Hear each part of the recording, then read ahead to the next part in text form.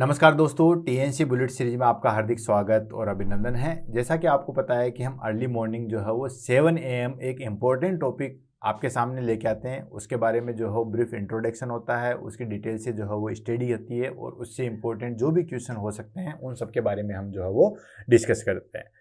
TNC bullet series की जो शुरुआत है वो हमारे पास में जो है वो 1 जनवरी 2025 से की थी और हम जो है उसको पूरे साल जो है वो कंटिन्यू रखेंगे, यानी कि एक दिन जो है हम एक टॉपिक को जो है वो फिनिश करेंगे।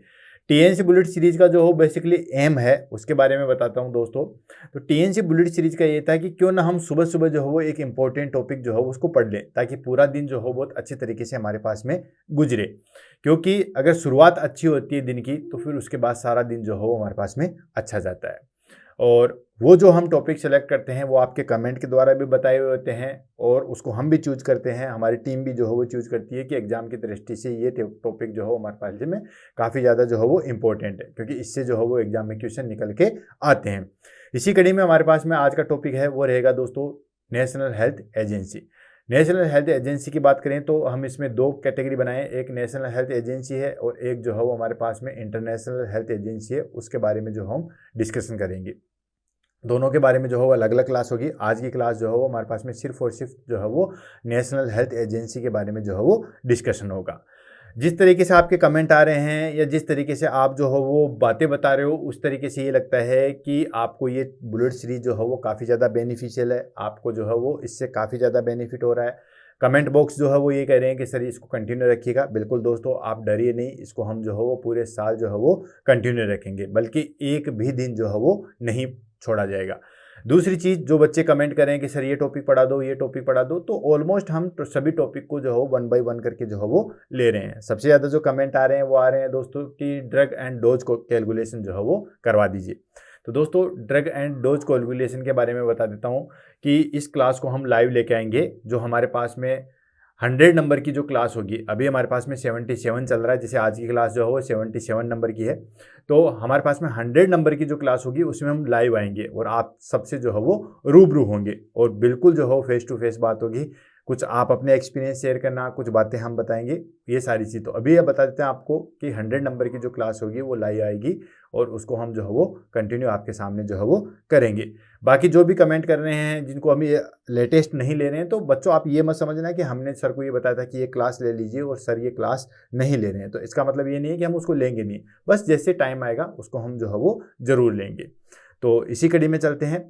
मैंने आपसे सिर्फ रिक्वेस्ट यही की थी कि आप जो है वो जो भी हमारे पास में बुलेट सीरीज आती है उनके आप कंटिन्यू नोट्स बनाइए, क्योंकि कंटिन्यू नोट्स बनाओगे तो एक दिन के अंदर एक टॉपिक फिनिश होता है। इस तरीके से हमारे पास में 365 टॉपिक जो है वो फिनिश हो जाएंगे और 365 टॉपिक फिनिश होने के बाद मुझे नहीं लगता है कि एग्जाम में कोई भी इंपॉर्टेंट चीज़ जो है हमसे स्किप हो जाएगी। और 365 टॉपिक फिनिश होने के बाद आप कोई भी एग्जाम जो है बहुत अच्छी तरीके से आसानी से जो है वो कर सकोगे। इवन आपके पास में एक पूरी बुक जो है वो बहुत अच्छी तरीके से बन जाएगी। अगर किसी ने, एक बच्चे ने मुझे मैसेज भी किया था कि सर मैंने ये जो है वो इस तरीके से टीएनसी बुलेट सीरीज के जो है वो नोट्स बनाए हैं। अगर आप भी बना रहे हो दोस्तों, तो जो भी कैंडिडेट 1 नंबर से लेके अब तक मेरी पूरी बुलेट सीरीज के अगर नोट्स बना रहा है, तो मैं आपको कहूँगा कि दोस्तों उनके लिए एक जो है वो सरप्राइज गिफ्ट आपके लिए रहेगा। और वो गिफ्ट रहेगा कि मैं उनको जो है वो कहीं ना कहीं कोई टेस्ट सीरीज या कोई भी कोर्स जो है वो फ्री ऑफ कॉस्ट देंगे। तो कोई भी बच्चे अगर हैं तो आप यूट्यूब पे भी बोल सकते हो या टेलीग्राम पे जाके जो है वो बता सकते हो कि सर हमने इस तरीके से जो है वो नोट्स बनाए हैं। ठीक है, तो जिनके सबसे अच्छे होंगे उनको बेनिफिशियल जो है वो दिया जाएगा। चलो कोई नहीं, इसको लेते हैं और आगे बढ़ते हैं। क्लास का ये 2 पार्ट मैंने आपको पहले बता दिए हैं। एक आज हमारे पास में क्लास रहेगी दोस्तों नेशनल हेल्थ एजेंसी और दूसरी क्लास रहेगी हमारे पास में इंटरनेशनल हेल्थ एजेंसी। इस तरीके से आपने बोर्ड देखा होगा, प्रधानमंत्री आयुष्मान भारत योजना के तहत जो है वो बहुत सारी स्कीम्स आती है। स्कीम इन द सेंस कि बहुत सारी जो बड़ी बड़ी सर्जरियां हैं वो भी फ्री ऑफ कॉस्ट होने लग गई है। या हम कहें कि जिस तरीके से जो गरीब वर्ग के तबके के लोग हैं वो जो हॉस्पिटल में बड़ी सर्जरियों के जो है वो खर्च नहीं उठा सकते, उनको इसके तहत जो है वो काफ़ी ज़्यादा जो है वो बेनिफिट मिल रहा है। ठीक है, तो इस तरीके से आपने बोर्ड देखा होगा, या ये बोर्ड तो आपने कहीं ना कहीं जो है वो ज़रूर देखा होगा। अच्छा, इसमें जो है वो मोदी साहब की ये फ़ोटो है या भाजपा की है, तो मैं किसी जो है वो पर्टिकुलर पार्टी का जो है वो सपोर्टर नहीं हूँ। मैं जस्ट जो है वो मुरीद हूँ हमारे पास में सिर्फ और सिर्फ इस टॉपिक का। तो हमारे पास में टॉपिक है दोस्तों नेशनल हेल्थ एजेंसी। और तो नेशनल हेल्थ एजेंसी में हम सिर्फ और सिर्फ आयुष्मान भारत योजना को पढ़ेंगे। मैं फिर से रिपीट कर रहा हूँ, और भी बहुत सारे हमारे पास में जो है वो नेशनल हेल्थ एजेंसी है, जैसे इंडियन रेड क्रॉस सोसाइटी है, हिंद कुष्ठ निवारण संघ है, ये भी हमारे पास में नेशनल हेल्थ एजेंसी ही है, ठीक है ना। तो इनके बारे में हम डिस्कस नहीं करेंगे, क्योंकि इनको अगर हम पढ़ेंगे तो हमारे पास में जो है वो बहुत बड़ा टॉपिक हो जाएगा, इनको हम अलग से लेंगे। और साथ के साथ जैसे हमारे पास में जो है वो 77 नंबर की क्लास है, ऐसे हमारे पास में 81 नंबर की क्लास आएगी, वो आएगी दोस्तों इंटरनेशनल हेल्थ एजेंसी या इंटरनेशनल हेल्थ पॉलिसीज, जिसके अंदर हम जो है वो यूनेस्को, यूनिसेफ, इन सब के बारे में जो है वो डिस्कस करेंगे। आज की क्लास के अंदर सिर्फ और सिर्फ जो है वो हम आयुष्मान भारत योजना के बारे में जो है वो पढ़ेंगे।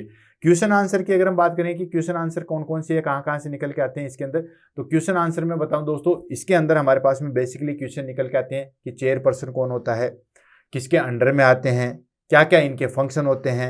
बहुत सारे लोगों को लगता है कि ये सिर्फ सरकारी हॉस्पिटल्स में काम करता है, प्राइवेट में नहीं करता है। जी नहीं, ये प्राइवेट में भी करता है। अलग अलग स्टेट में इसके अलग अलग जो है वो कैटेगरीज बनाई गई है, कितना कंट्रीब्यूशन होता है। तो ये हमारे पास में लेटेस्ट, यानी कि ये जो हमारे पास में जो है वो ट्रेंडिंग टॉपिक है, और इससे जो है बहुत सारा एग्जाम में क्वेश्चन निकल के आते हैं। तो कहाँ कहाँ से निकलेंगे उसको मैं वहीं पे जो है वो बताऊंगा, किसके अंडर में आते हैं, कौन इसको कंट्रोल करता है, और कौन सा जो है वो चीज़ें जो है वो इसको कंट्रोल करती है। फुल फॉर्म पूछी गई है, नीति आयोग की फुल फॉर्म पूछी गई है। तो इस तरीके से जो है वो हम यहाँ पे इसको जो है वो डिस्कशन करेंगे। कितने करोड़ तक का जो है वो हम दे सकते हैं, कितने लोग बेनिफिट्स होते हैं, ये तो हमारे पास में जो है वो पढ़ेंगे, किस तरीके से हम ट्रीटमेंट जो है वो करवा सकते हैं, ठीक है। तो शुरुआत करते हैं और आगे बढ़ते हैं। सबसे पहले हम बात करते हैं दोस्तों national health agency. National health agency जो है वो इस्टेब्लिश हुई थी किसके अंदर, गवर्नमेंट ऑफ इंडिया के अंदर। The national health agency was established by government of India. National health agency को जो है वो किसने इस्टेब्लिश किया था, गवर्नमेंट ऑफ इंडिया ने किया था। एंड इम्प्लीमेंट क्या किया था दोस्तों, आयुष्मान भारत प्रधानमंत्री जन आरोग्य योजना, यानी कि इसका अगर पूरा नाम कहें तो ये होता है हमारे पास में ABPMJY, ठीक है। यानी कि AB हो गया हमारे पास में आयुष्मान भारत, और प्रधानमंत्री जन आरोग्य योजना, यानी ये तो आपको पता चल जाएगा कि ये हॉस्पिटल से रिलेटेड है, ठीक है। और इस तरीके के कार्ड आपने देखे होंगे, ठीक है। जैसे मैं आपको बता दूं, जैसे हमारे पास में राजस्थान में भी इस तरीके से आयुष्मान भारत के जो है वो कार्ड है। इवन चिरंजीवी योजना के भी जो है वो कार्ड चलते हैं, वो हमारे पास में मुख्यमंत्री योजना के तहत चलते हैं। बाकी ये जो है हमारे पास में प्रधानमंत्री आयुष्मान भारत सब जगह चलता है, ठीक है। इस कार्ड के द्वारा जो है वो सारा ट्रीटमेंट होता है।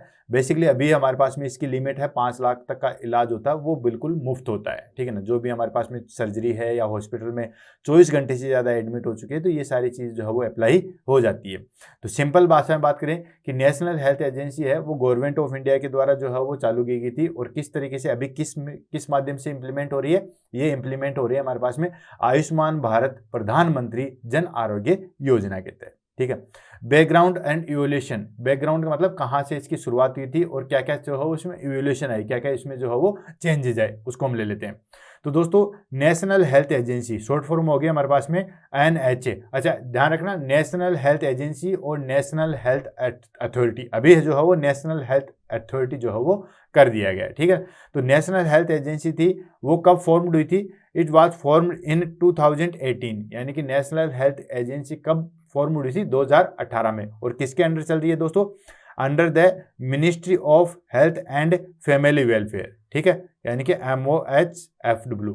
यानी कि जितनी भी हमारे पास में जो एम्स वगैरह है ये सारे के सारे इसी के अंडर में जा रहे हैं, ministry of health and family welfare के अंडर ही चल रहे हैं। जैसे मैं ESI में काम करता हूँ, तो ESI जो है वो हमारे पास में ministry of labour and women empowerment उसके तहत चलती है। ऐसे मिनिस्ट्री ऑफ फाइनेंस होता है, मिनिस्ट्री ऑफ डिफेंस होती है, सबकी अलग अलग मिनिस्ट्री आप जो है वो बनी हुई थी। तो ये हमारे पास में ministry of health and family welfare उसके अंडर में आती है, जो कि किसके द्वारा रन की गई है, गवर्नमेंट ऑफ इंडिया के द्वारा। और ये जो एम्स वगैरह है ये भी हमारे पास में ministry of health and family welfare के अंडर में ही आते हैं, ठीक है ना। बाकी ESI वगैरह ये जो है वो नहीं आते हैं। देन इसके बाद इसको जो है वो रीनेम्ड किया गया था। क्या रीनेम्ड किया गया था, इसको किया था नेशनल हेल्थ अथॉरिटी, ठीक है, NHA। यही सेम चीज़ है, गिवन बाय मोर ऑटोनोमी, ठीक। यानी कि इसको जो है वो नेशनल हेल्थ अथॉरिटी के नाम से भी जो है वो जाना था। हालांकि गलत नहीं होगा कि अभी जो है वो नेशनल हेल्थ एजेंसी या नेशनल हेल्थ अथॉरिटी, ठीक है। तो ये सारी चीज़ें हैं। तो नेशनल हेल्थ अथॉरिटी ये नाम इसलिए दिया गया है ताकि ये लगे कि ये बिल्कुल सेपरेट डिपार्टमेंट जो है वो काम करता है। क्योंकि कहते हैं ना अथॉरिटी, जिसको अथॉरिटी, जैसे जयपुर डेवलपमेंट अथॉरिटी JDA हो गया, DDA हो गया, तो हर जगह जो है वो इंडिविजुअल वर्क जो करने वाला है उसको हम जो है वो अथॉरिटी के नाम से भी जो है वो जानते हैं। तो इसको जो है वो बाद में चेंज करके क्या नाम दे दिया गया, नेशनल हेल्थ अथॉरिटी के नाम से जो है वो दे दिया गया। तो national health authority was now operated independent organization under MOHFW, यानी कि अभी प्रेजेंट टाइम में क्या है कि ये जो हमारे पास में नेशनल हेल्थ एजेंसी थी वो किसके अंडर काम कर रही थी, वो हमारे पास में ministry of health and family welfare के अंडर काम कर रही थी। अभी जो है वो इसको थोड़ा सा जो है वो अंडर उसी के अंदर आता है, ministry of family and health welfare उसी के अंदर आता है, हेल्थ एंड फैमिली वेलफेयर के अंदर आता है, लेकिन ये इंडिपेंडेंटली वर्क करता है, बिल्कुल सेपरेट। जो इसका चेयरपर्सन जो है वो बिल्कुल डायरेक्ट जो है हमारे पास में कॉन्टेक्ट में रहता है, ठीक है। यानी कि वर्क तो करता है लेकिन इसको पावर अलग से दे दी है। अब इसको समझने के लिए मैं आपको बेस्ट एग्जांपल देता हूँ। जैसे पहले बहुत सारे हॉस्पिटल्स के अंदर क्या रहता था दोस्तों, हॉस्पिटल्स के अंदर रहता था हमारे पास में नर्सिंग सुपरिटेंडेंट, यानी कि कोई भी जो है वो नर्सिंग ऑफिसर जो है बाद में क्या बनता है, senior nursing officer. Senior nursing officer promotion के बाद में assistant nursing officer, assistant nursing officer promote होने के बाद जो है वो डेप्यूटी नर्सिंग सुपरिटेंडेंट, और उसके बाद में बनता है दोस्तों नर्सिंग सुपरिटेंडेंट। तो नर्सिंग सुपरिटेंडेंट है वो जस्ट अंडर वर्क करता है किसके अंदर, डायरेक्ट हमारे पास में मेडिकल सुपरिटेंडेंट, यानी कि मेडिकल सुपरिटेंडेंट के जस्ट नीचे काम करता है हमारे पास में नर्सिंग सुपरिटेंडेंट। लेकिन अभी जो है वो जिस तरीके से एक नई पोस्ट आ गई जिसको हम बोलते हैं CNO, नाम भी सुना होगा, चीफ नर्सिंग ऑफिसर, ठीक है। तो ये चीफ नर्सिंग ऑफिसर जो है वो नर्सिंग सुपरिटेंडेंट के अंडर में नहीं आता, ये डायरेक्ट जो है वो डायरेक्टर के अंडर में आता है। तो ठीक उसी तरीके से यानी कि वही एम्स में काम कर रहा है, लेकिन जो चीफ नर्सिंग ऑफिसर है हमारे पास में CNO है, वो डायरेक्ट मेडिकल सुपरिटेंडेंट के अंडर में ना आके किसके अंडर में आता है, हमारे पास में डायरेक्टर के अंडर में आता है। इससे क्या होता है, उसके पास पावर एंड अथॉरिटी जो है वो ज़्यादा बढ़ जाती है। उसको डायरेक्ट रिपोर्ट जो है वो आपको मेडिकल सुपरिटेंडेंट को नहीं करनी पड़ती है, डायरेक्ट जो है वो वहाँ पे डायरेक्टर के अंडर में जो है वो रिपोर्ट कर देता है, ठीक है। देन उसके बाद आता है हमारे पास में objective of national health authority, यानी कि नेशनल हेल्थ अथॉरिटी के जो है वो क्या क्या ऑब्जेक्टिव थे, क्यों बनाया गया था, ठीक है बेसिकली। तो इसके लिए जो है वो बेसिकली हमारे पास में बनाया गया था इंडिपेंडेंटली, तो एक तो वर्क होना चाहिए हमारे पास में सिर्फ और सिर्फ जो है वो मेडिकल साइंस पे, ठीक है। देन उसके बाद जो निचले तब के वर्क हैं, जो हमारे पास में हाईली मेडिकल जो है वो कॉस्ट को अफोर्ड नहीं कर पा रहे हैं, ठीक है, उसको सही तरीके से मेंटेन कर सके या उनको जो हो बेनिफिट मिल सके। नेक्स्ट एक स्टैंडर्ड बनाया जा सके। आपने देखा जैसे NABH का इंस्पेक्शन आता है, ये सारी चीज़ें। तो एक ये होता है कि जितने भी हमारे पास में चाहे गवर्नमेंट हॉस्पिटल्स हो या हमारे पास में प्राइवेट हॉस्पिटल्स हो, उनका एक पर्टिकुलर जो है वो स्टैंडर्ड होना चाहिए। देन उसके बाद जो भी चीज़ें हो वो सारी डिजिटलाइजेशन, आपने देखा होगा सब आजकल ऑनलाइन होता है, ठीक है। तो ये बेसिकली जो है वो इसके ऑब्जेक्टिव है। तो 1 बाय 1 करके जो है इसको पढ़ते हैं। Implement and manage Ayushman Bharat, यानी कि इसका जो है बेसिकली क्या है, इम्प्लीमेंट करना है और मैनेज करना आयुष्मान भारत प्रधानमंत्री जन आरोग्य योजना को, यानी कि जो योजना प्रधानमंत्री ने चलाई है उसको जो है वो सब जगह इम्प्लीमेंट करना। जहाँ पे ये चीज़ नहीं है या लोगों तक पहुँच नहीं पा रही है, लोग उसके बारे में नहीं जानते, तो वहाँ तक जो है उसको इम्प्लीमेंट करना है। Next, ensure health care services for economically weaker section of the society, यानी कि जो समाज के निम्न वर्ग है, निम्न वर्ग इन द सेंस वो SC ST वाले निम्न वर्ग नहीं है, मैं सिर्फ बता रहा हूँ कि जो इकोनॉमिकली जो है वो वीकर है, ठीक है ना, यहाँ पे दे रखा बाकायदा, यानी कि जो पैसे की दृष्टि से वीक है, ठीक है, सोसाइटी के अंदर, उनको जो है वो हेल्थ के लिए इंश्योर करना कि आपको डरने की जरूरत नहीं है। आप जो है बहुत सारी पॉलिसीज ऐसे आ गई है जिसके तहत जो है वो बड़ी से बड़ी सर्जरी का इलाज भी जो है वो आप आसानी से करवा सकते हो। Next, standardize health services across public and private hospitals, यानी कि जो प्राइवेट और पब्लिक हॉस्पिटल्स में जो हेल्थ केयर फैसिलिटी दी जाती है, ठीक है, उसको इंश्योर करना कि वो स्टैंडर्डाइज है या नहीं है। और लास्ट आ जाता है हमारे पास में promote digital health initiative such as Ayushman Bharat digital mission, यानी कि आपने देखा होगा कि सारी चीज़ें जो है वो डिजिटलाइजेशन हो जाना, ठीक है ना। आजकल कार्ड के ऊपर भी जो है वो स्कैनर आने लगा है, उसी से स्कैन करके पूरी डिटेल जो है वो निकल सकती है। क्योंकि अभी जैसे मैं आपको लेटेस्ट बताऊँ, अभी कुछ दिन पहले आपने सुना होगा कि राजस्थान के अंदर क्या आया था कि लोग जो है वो दूसरों के कार्ड से जो है वो सर्जरी करवा के उसका पैसा उठा रहे हैं, यानी कि फेक जो है वो ट्रीटमेंट शो करके उसका पैसा उठा रहे हैं। तो इसमें हमारे पास में जो है वो डिजिटलाइजेशन होना चाहिए, ये हमारे पास में जो है बेसिकली इसके ऑब्जेक्टिव है। नेक्स्ट आ जाता है दोस्तों फंक्शन ऑफ NHA, यानी कि हमारे पास में नेशनल हेल्थ अथॉरिटी है, उसके क्या क्या फंक्शन है, ठीक है, वर्क क्या करती है। अब वो चलो अथॉरिटी बना दिया, अब वो क्या क्या वर्क करेगी उसको हम ले लेते हैं। तो पहला वर्क है इसका दोस्तों पॉलिसी फॉर्मुलेशन, यानी कि पॉलिसी का निर्माण करना एंड इम्प्लीमेंटेशन, पॉलिसी बनाना और उसको इम्प्लीमेंट करना। जैसे कोई भी पॉलिसी बना दी कि जो आजकल स्टंट डलते हैं, ठीक है ना, या THR के जो चीज़ इक्विपमेंट डलते हैं वो बिल्कुल फ्री ऑफ कॉस्ट होनी चाहिए। तो ये पॉलिसी बना दी, अब ये पॉलिसी बन गई लेकिन ये इम्प्लीमेंट भी होनी चाहिए, यानी कि लोगों को उसको जो है वो बेनिफिशियल भी होना चाहिए। तो policy formulation and implementation, designing the policies of Ayushman Bharat प्रधानमंत्री Jan Arogya Yojana and ensuring smooth execution, यानी जो भी हमने पॉलिसी बनाई है या जो भी इन्होंने जो पॉलिसी बनाई है उसको अच्छी तरीके से जो है वो एग्जीक्यूट करना। Next, technology and data management, जो कि अभी मैंने थोड़ी देर पहले आपको बताया था कि टेक्नोलॉजी इंप्रूव करना, देन उसके बाद पूरे डाटा का जो है वो रिकॉर्ड रखना। Managing IT infrastructure and maintaining beneficiary database, जो हमारे पास में जो है वो काम के डाटा उनको रखना। अभी जैसे मैंने आपको दिखाया था, ये देखो एक इमेज दिखाई थी, उसमें देखा होगा, यहाँ देखा 10 करोड़ जरूरतमंद लोग जो है वो लाभान्वित होंगे। तो एटलीस्ट डाटा रहेगा तभी तो पता चलेगा कि 10 करोड़ लोग हुए हैं या नहीं हुए, कितने तक जो है वो ये पॉलिसी पहुंची है या कितने लोग इस पॉलिसी का जो है वो बेनिफिट उठा चुके हैं। ठीक है, नेक्स्ट आता है इसका कोऑर्डिनेशन विथ स्टेट्स, यानी कि ये कोऑर्डिनेट, जो नेशनल हेल्थ अथॉरिटी है वो पूरे इंडिया में जितने भी स्टेट हैं उनके साथ में जो है वर्क करती है, लेकिन उनके साथ वो कोऑर्डिनेट करती है। कोऑर्डिनेट कैसे, कि कितने लोग जो है वहाँ पे बेनिफिशियल है, कहाँ पे जो है वो ज़्यादा ज़रूरत है, कहाँ पे जो है वो कम ज़रूरत है, हिली एरिया में जो है वो किस तरीके से हम इम्प्लीमेंट कर सकते हैं, क्योंकि उनका बजट भी अलग अलग आएगा, अभी आएगा देखना। ठीक है, जो प्लेन एरिया है उनमें 60-40 का रेशियो चलता है, जो हिली एरिया है उनमें 90-10 का रेशियो चलता है। तो उस तरीके से पूरे स्टेट के साथ जो है वो कोऑर्डिनेशन करना। Working with state health agencies and decentralize implementation. Next आ जाता है हमारे पास में दोस्तों, that is called grievance redressals, यानी कि पर्टिकुलर जो है वो कंप्लेंट है और फ्रॉड जो है उनको डिटेक्ट करना। जैसे मैंने आपको बताया था कि लोग अपने कार्ड को जो है फ्री ट्रीटमेंट दिखा के जो है वो बेनिफिट उठा लेते हैं, तो उनको जो है वो एड्रेस करना, जो भी कंप्लेंट आ रही है। कई बार क्या होता है कि बहुत सारे प्राइवेट हॉस्पिटल वाले जो है वो इस कार्ड को अप्लाई नहीं करते बेनिफिट के लिए। ठीक है, जबकि बहुत सारे, जैसे कोई क्लाइंट जो हो 24 घंटे से ज़्यादा एडमिट हो चुका है या किसी की सर्जरी हुई है, तो उसमें हमारे पास में कार्ड जो है वो अप्लाई करना जरूरी होता है, लेकिन पहले जो है वो टरका देते हैं कि नहीं नहीं ये कार्ड तो नहीं चलता यहाँ पे, ये वो सारी चीज़ें। तो जो भी कंप्लेंट है, एड्रेसिंग कंप्लेंट, जो भी कंप्लेंट है उनको एड्रेस करना। And fraud detection in health care services, health care services के अंदर जो भी फ्रॉड डिटेक्शन है उनको सबको जो है वो आइडेंटिफाई करना। नेक्स्ट आता है हमारे पास में कैप्टेंसी बिल्डिंग, यानी कि जो ट्रेनिंग स्टेक होल्डर्स हैं इंक्लूडिंग हॉस्पिटल और इंश्योरेंस एजेंसी है, ठीक है, उनकी कैप्टेंसी जो है वो बिल्डअप करना। तो ये जो है बेसिकली हमारे पास में फंक्शन होते हैं नेशनल हेल्थ अथॉरिटी के। उसके बाद आता है दोस्तों स्ट्रक्चर। स्ट्रक्चर मतलब कोई भी चीज़ होती है, जैसे एम्स हो गया तो उसकी स्ट्रक्चर के अंदर आता है हमारे पास में कि डायरेक्टर होता है, फिर डिप्टी डायरेक्टर होता है, फिर फाइनेंशियल एडी होता है, फिर उसके बाद में जो हो एओ होता है, मेडिकल सुपरिटेंडेंट होता है। तो इस तरीके से जो है हमारे पास में अलग अलग चीज़ें होती है।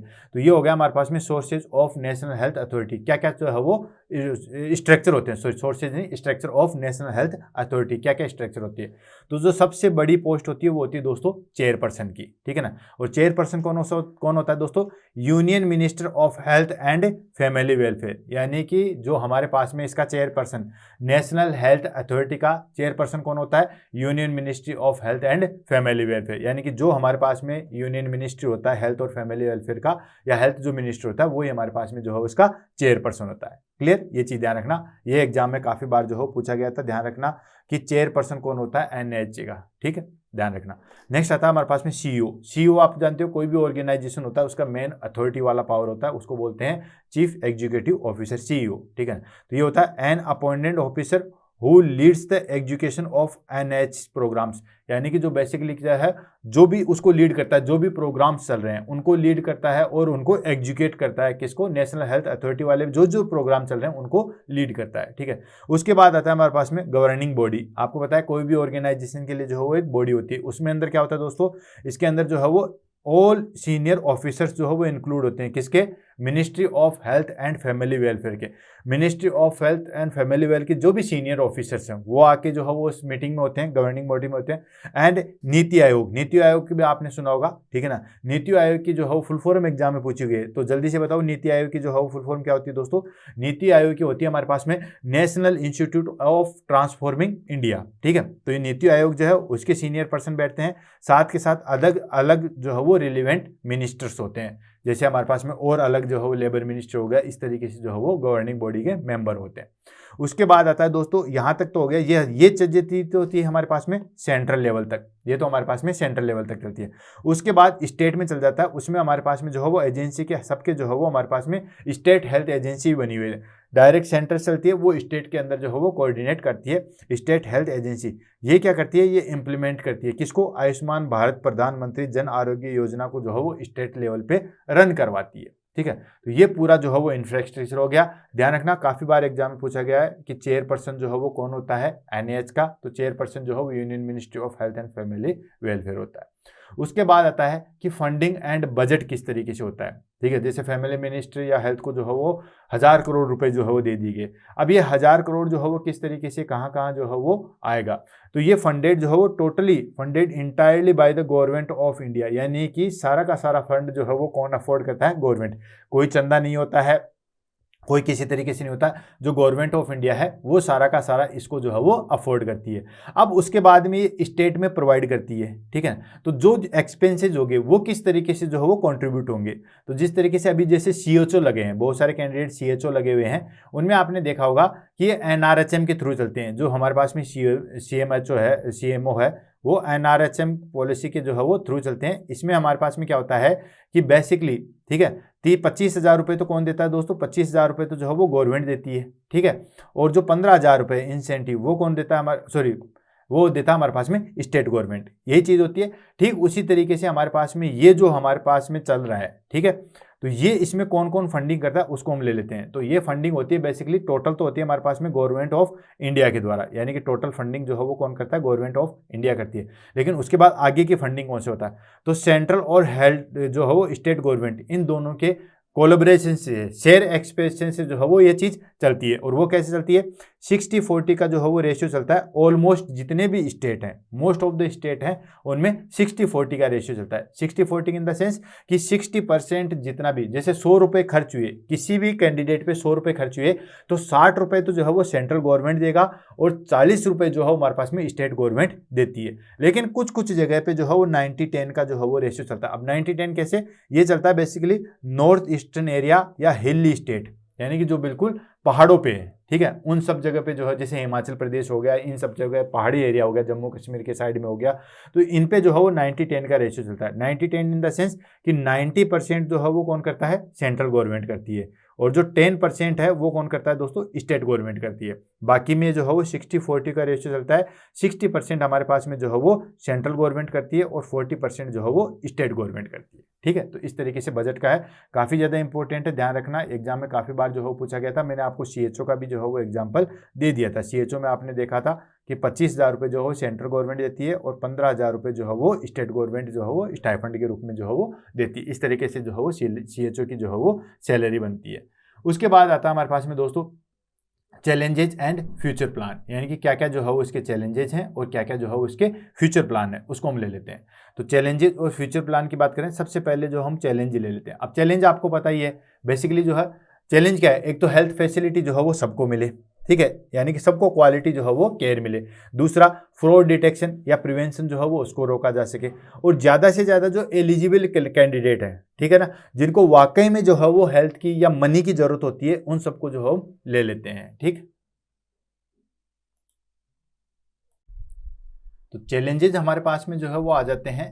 चैलेंजेज आ गए, पहली चीज़ आ गई हमारे पास में फ्रॉड डिटेक्शन एंड प्रिवेंशन, यानी कि जो फ्रॉड हो रहे हैं, जहाँ पे भी हेल्थ सेक्टर में जो है वो फ्रॉड हो रहे हैं, उनका जो है वो डिटेक्शन करना और उनको किसी भी तरीके से जो है वो रोकना। देन उसके बाद सेकंड आ जाता है ensuring quality health care services. जो सर्विस प्रोवाइड की जा रही है या जो हम कहें प्रोग्राम या जो भी हेल्थ केयर सर्विसेज प्रोवाइड की जा रही है गवर्नमेंट ऑफ इंडिया के द्वारा, वो सारे के सारी सर्विसेज जो है वो नीडी कैंडिडेट को मिल रही है या नहीं मिल रही है, इनके बारे में जो है वो एंश्योर करना।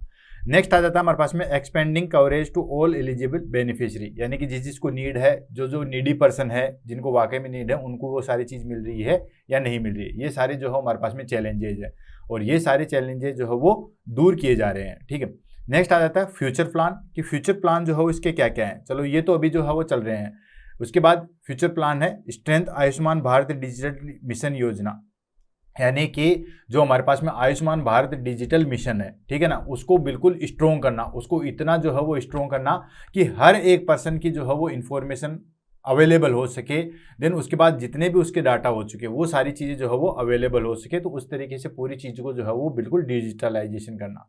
नेक्स्ट आ जाता है एक्सपेंड प्रधानमंत्री Jan Arogya Yojana coverage and services, यानी कि जो प्रधानमंत्री जन आरोग्य योजना है, ठीक है ना, उसको और इम्प्रूव करना, एक्सपेंड करना, सर्विसेज एक्सपेंड करना, और जितने लोगों को बेनिफिट मिल रहा है उनसे और ज़्यादा लोगों को मिलना, और उसका जो क्राइटेरिया है जैसे अभी 5 लाख का है उसको ज़्यादा से ज़्यादा जो है बढ़ा के और इंक्रीज करना, ऑलमोस्ट जितने भी नीडी पर्सन है उन सबको जो है वो सर्विसेज मिलना, ये सारी चीज़ें। Next integrated private sector participation to improve health care delivery. देखो ये बहुत ही ज़्यादा जो है वो इम्पोर्टेंट है। इम्पोर्टेंट इसलिए है कि यानी कि जो हमारे पास में प्राइवेट सेक्टर हॉस्पिटल्स है, आपको पता है कि हर कोई पर्सन जो है वो गवर्नमेंट हॉस्पिटल में इसलिए नहीं जाना चाहता है कि वहाँ पे बड़ी बड़ी लाइनें होती है और वहाँ पे जो है वो पूरी फैसिलिटी अवेलेबल नहीं होती है, बहुत सारी चीज़ों के लिए जो वो जूझना पड़ता है, तो लोग प्राइवेट में जाना जो है वो प्रेफर करते हैं। तो उसमें जो है हमारे पास में प्राइवेट हॉस्पिटल के साथ जो है वो कोलेबोरेशन कर सकते हैं और उनके साथ जो है वो प्रोग्राम इस्टेब्लिश कर सकते हैं ताकि उनमें भी वो चीज़ बेनिफिशियल जो है वो हो सके। जैसे अभी राजस्थान में भी चल रही है चिरंजीवी योजना चल रही है, या जो मुख्यमंत्री योजना है, या प्रधानमंत्री जन आरोग्य, आयुष्मान कार्ड, कुछ भी ले लीजिए, उसमें हमारे पास में जो क्लाइंट जो है प्राइवेट हॉस्पिटल में भी अगर सर्जरी करवाता है तो उसका भी जो है वो क्लेम जो है वो इसका बेनिफिट मिल सकता है। तो ये सारी चीज़ें जो है वो फ्यूचर प्लान्स है। कंक्लूजन की बात करें तो कंक्लूजन की बात में मैं आपको फिर से रिपीट कर रहा हूँ दोस्तों कि जो हमारे पास में नेशनल हेल्थ अथॉरिटी है, ठीक है, जो पहले नेशनल हेल्थ एजेंसी थी उसको चेंज करके नेशनल हेल्थ अथॉरिटी थी, उसमें हमारे पास में क्वेश्चन किस किस तरीके से आता है, मैं फिर से रिपीट कर रहा हूँ। क्वेश्चन आता है हमारे पास में कि इसका जो है वो किसके अंडर में आता है, चेयरपर्सन कौन है, इसके क्या क्या जो है वो हमारे पास में इंडिकेशन है, इंडिकेशन इन द सेंस का यूजेज क्या है, देन उसके फ्यूचर प्लान क्या है, ये सारी चीज़ें, किस तरीके से जो है वो कॉस्ट का जो है वो डिस्ट्रीब्यूशन होता है, तो ये सारी चीज़ें जो हम यहाँ पे डिस्कस किए हैं, ठीक है। तो नेशनल हेल्थ अथॉरिटी जो है वो एक क्रूशियल रोल प्ले करती है इंडियन हेल्थ केयर सिस्टम में टू मैनेजिंग आयुष्मान भारत प्रधानमंत्री Jan Arogya Yojana and advancing digital health services, ठीक है, इन सब पे जो है वो वर्क करिए। It aim to provide universal health care coverage, यानी कि इसका जो है मेन काम क्या है कि यूनिवर्सल हेल्थ केयर, अमीर को भी उतनी फैसिलिटी मिले और गरीब को भी जो है वो उतनी ही फैसिलिटी मिले। तो ये हेल्थ जो है वो यूनिवर्सल होनी चाहिए, ऐसा नहीं है कि कोई भी अप्रोच वाला है या जिसके पास पैसे हैं उसको अच्छी सुविधा मिले और जो गरीब तबके का आदमी है उसको वो चीज़ ना मिले, तो ये चीज़ जो है वो नहीं होनी चाहिए। And ensuring affordable and accurate medical care, यानी कि इतनी ही जो फैसिलिटी मिले ताकि वो उस चीज़ को अफोर्ड कर सके और पूरी मेडिकल केयर का जो है वो बेनिफिशियल मिल सके। क्लियर है दोस्तों?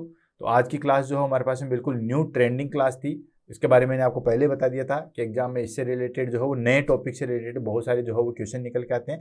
तो इसमें से जो है वो जो क्वेश्चन निकल के आए वो सारी चीज़ें मैंने बताई है, उसको आप थोड़ा सा जो है वो एक बार ब्रीफली जो है मोटे मोटे अक्षरों में जो चीज़ें मैंने इंपॉर्टेंट लिखे उसको जो है वो अंडरलाइन कर लीजिए। और इसी के साथ जो है वो आज की क्लास फिनिश होती है। कल को नई क्लास में जो है वो नए वीडियो के साथ मिलेंगे। तब तक के लिए दोस्तों all the best, have a nice day.